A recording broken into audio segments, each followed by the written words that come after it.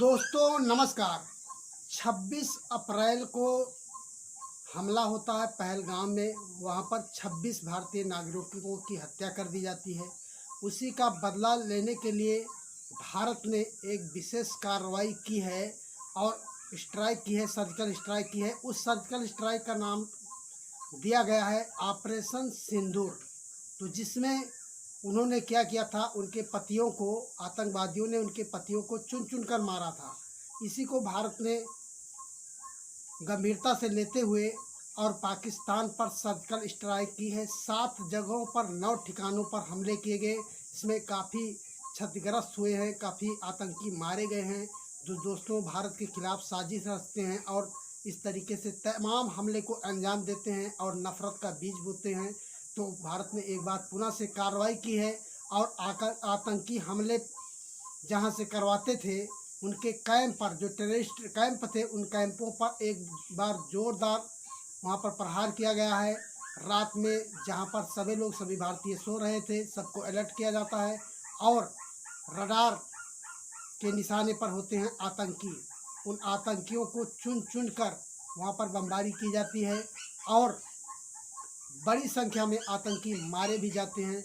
मसूद अजहर, जो कि भारत के खिलाफ हमेशा आग उगलता रहता और भारत के खिलाफ तमाम आतंकी तैयार करके यहाँ पर भेजता रहता था, उसका पूरा परिवार, लगभग 10 लोगों की उस हमले में मृत्यु हो गई है। अब आतंकी रो रहा है, मसूद अजहर उस पर रो रहा है।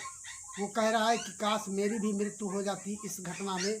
तो इस तरीके से दोस्तों, अगर उनके परिवार की जान जाती है तो बहुत कीमती हो जाती है। जो निर्दोष लोगों की हत्याएं करते हैं, भारत में आकर अत्याचार फैलाते हैं और बेगुनाह लोगों की हत्या करते हैं और एक धर्म को बढ़ावा देने के नाम पर लोगों को गुमराह करते हैं, तो इसका करारा जवाब भारतीय सेना ने दिया है।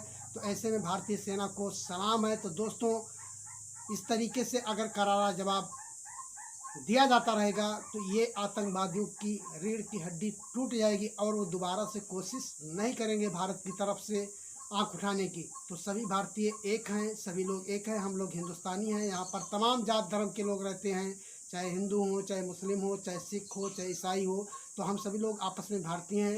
ये हमारा देश है, भारत है। तो सभी अपने देश के लिए, अपने वतन के लिए जीते हैं। सभी पार्टियों ने इसका समर्थन किया है, चाहे राहुल गांधी हो, कांग्रेस के राहुल गांधी हो, चाहे समाजवादी पार्टी के राष्ट्रीय अध्यक्ष अखिलेश यादव हो, चंद्रशेखर रावण हो, इसके बाद बसपा सुप्रीमो बहन मायावती ने भी सपोर्ट किया है। वहीं पर देखा जाए तो तेजस्वी यादव ने भी इसका समर्थन किया है और सेना को बधाइयाँ दी हैं। ऐसे बहादुर कामों के लिए भारतीय सेना को सभी लोगों ने बधाइयाँ दी है कि बहुत ही सराहनीय काम किया है।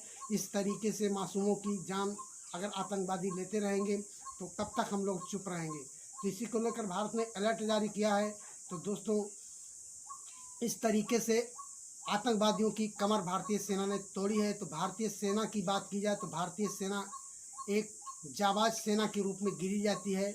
विश्व स्तर की बात की जाए तो विश्व स्तर में भारतीय सेना की तारीफ होती है। यहाँ पर जाबाज सिपाही होते हैं जो करो या मरो की उस पर चलते हैं। तो दोस्तों, इस तरीके से आतंकी संगठन कमज़ोर होते जाएंगे। अगर इसी तरीके से उनको करारा जवाब देता रहेगा भारत, तो उनकी दोबारा से हिम्मत नहीं होगी कि भारत की तरफ आंख उठाकर देखें। इसी को लेकर LAC पर रेड अलर्ट जारी किया गया है और वहां पर बौखलाई पाकिस्तान की सेना लगातार गोलाबारी कर रही, तो तोड़ रही है, सीज फायर का उल्लंघन कर रही है और इस उल्लंघन में कई भारतीयों को क्षतिग्रस्त भी हुए। लगभग 15 भारतीय लोगों की मृत्यु भी हो गई है जो बेगुनाह थे। जो नज़दीकी गांव हैं वहां पर अलर्ट भी जारी किया गया है। तो दोस्तों,